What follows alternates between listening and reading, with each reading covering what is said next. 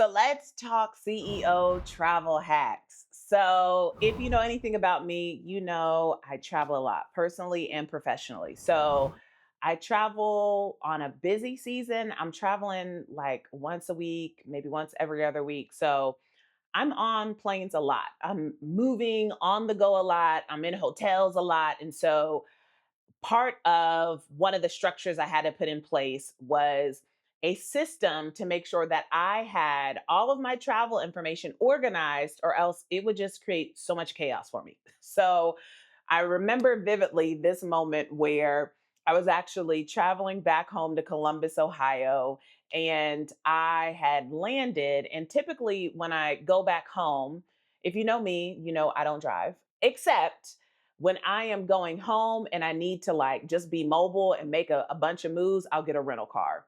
And I had landed and I genuinely could not remember whether or not I had booked a rental car. And there was this moment where I was like, oh, like, if I ain't got no rental car, like, what, how am I going to finesse this? What am I have to do? And luckily, like, I went back while I'm like sitting on the tarmac, we're waiting to unboard or deboard the flight.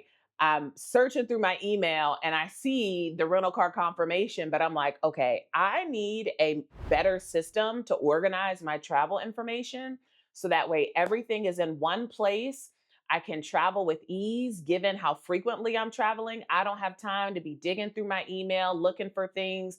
There's been times where I've shown up at hotels and they claim I didn't have a reservation when I know I got a reservation, or times when maybe a date might be off. So it's like, I just need everything in one place. So I worked with my executive assistant and we came up with a travel itinerary template. And I want to share that with you now. So I'm going to walk you through the travel itinerary template. I've kind of like sketched it out here of just the important sections. And this is at a high level where my hope is that you could take this, apply this to your business, and you might decide to add certain information, make some tweaks to it to make it work for you. But this is just an example. So I've already kind of outlined the skeleton of the document here. And for me, it's just a Google Doc. I'm going to walk through each section of what information is in each section.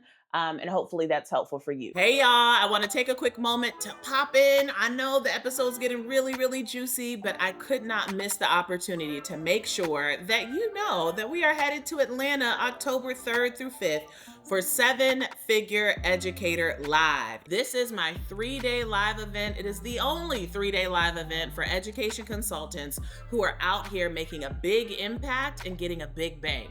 And even if you feel like your bank ain't that big yet, I want you in the room because that's how your bank gets bigger, okay? I have curated a very special 3-day agenda that includes powerhouse speakers, 7, 8, 9-figure speakers, intentional networking to find your people, to find your next opportunity. Y'all, we're getting ready to take the city over, and we taking it over at a 5-star property, okay? Meet me in Atlanta, October 3rd through 5th. Grab your ticket by heading to sevenfigureeducator.com. I'll link it in the show notes, and I'll see you there. So typically when I'm traveling for business, I have some type of event. It might be an event that I'm hosting. It might be an event that I'm attending. It might be an event that I'm speaking at. So whatever the event is, the very top section of the itinerary has the event information. So let's say I'm going to attend the conference. I might have the event name. I might have the event location because I need the address, particularly if the location of the event is not the same location where I'm staying. I'm going to have to Uber there. So I need the address and I'll need to be going to look for the address. If there's any start times, if I'm speaking, I need to know what time am I supposed to hit the stage or what time am I expected to arrive. So any and all event information I need to have in the travel itinerary so that way everything is easily accessible. If I have a ticket to the event, I need to know the ticket confirmation. All of the information about the event is going to be in the event info session. If it's an event that I'm hosting, then my EA will add information like what time am I expected to arrive? If I have makeup coming, what time is makeup arriving? What's my call time? What time is it ending? Any and all event details go in that event section. So next we have departure flight. So the next section is all of my information on my flight getting to the city location. So we need to know the flight number, we need to know the departure time, we need to know seat info, we need to know arrival time, any information related to the flight goes in there. You might also add maybe the gate information. Sometimes gate doesn't pop up until the day of. So for me, I don't include that in there just because it requires a real time update. I typically just look at my boarding pass, but all flight information is there. If I'm traveling with team members, then their flight information will be linked there as well. So that way I know what time my team is arriving. Are we arriving at the same time? So therefore we can Uber together to the hotel. But if I have team coming, that information is also in the departure flight section. Next, we have hotel. So I want all the information about the hotel where I'm staying at in the hotel section. So that's going to be hotel name.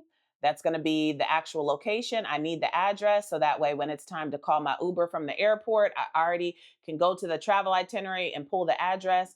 Trust and believe me, there's been times I have put in a hotel name and there's more than one location in the city and I end up going the wrong direction, which is why I always double check the address when I'm calling the Uber because sometimes there's more than one Westin or more than one whatever hotel chain, always including the address so that way I can double check making sure I'm going to the right place.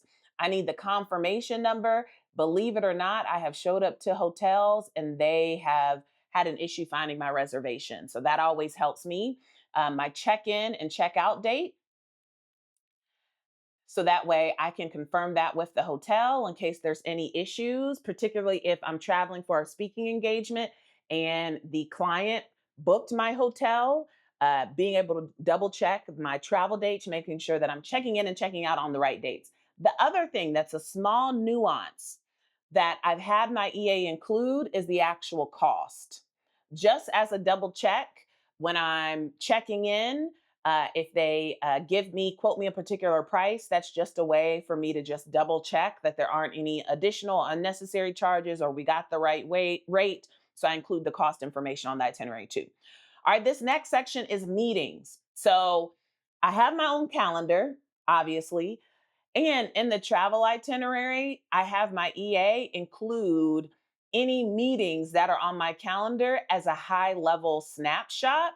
So typically, if I'm traveling, whether it's for my event or someone else's event, I typically don't have like a bunch of meetings. However, there might be times where if it's a CFO meeting or if there's something urgent in the business and I have to take the meeting while I'm traveling, I keep it on my calendar. But in this section, are just all meeting details. So that way, it's for me, it's like a double check or reminder that I have actual meetings during the travel. So I don't know if this happens for you. Maybe it's just me. But in my head, if I'm traveling for a conference or event, I completely forget about any other meetings. Particularly if I'm at a conference, I'll be in there like vibing, and I'm like, wait, I had a 1 o'clock with my CFO. Girl, let me go get myself together, right? So I have all the meeting information in there. And typically it's like who's the meeting with, start time, end time, and then a Zoom link, if there is a Zoom link, just like high level snapshot overview. Hey there, I'm popping in really quickly to make sure that you knew about my 7-figured business school. It doesn't happen often, but every once in a while, I teach live for 5 days straight. Baby, I'm still a teacher at heart, and it gives me so much joy to teach about the foundations of a 7-figure business. During the 5 days, I'll teach you how to package your offers, I'll teach you pricing, I'll teach you $1 million sales that aren't salesy, and I'll teach you how to find folks to go and pitch your offers to immediately. So do not wait. Go ahead, head to the show notes, and I want you to click the link to sign up for our next business school. I'll see you there. So that information is in there. Any overview of meetings, boom, right there. And then the last section is just return flight. So similar to the departure flight section, it's just for the return flight. I need my flight number.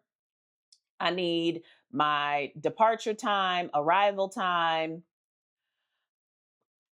all of that info right there in the section for the return flight. Confirmation number, because I don't know if you've ever gone to the desk and they're asking you your confirmation number and you like fumbling, trying to figure it out, having everything right there in the travel itinerary.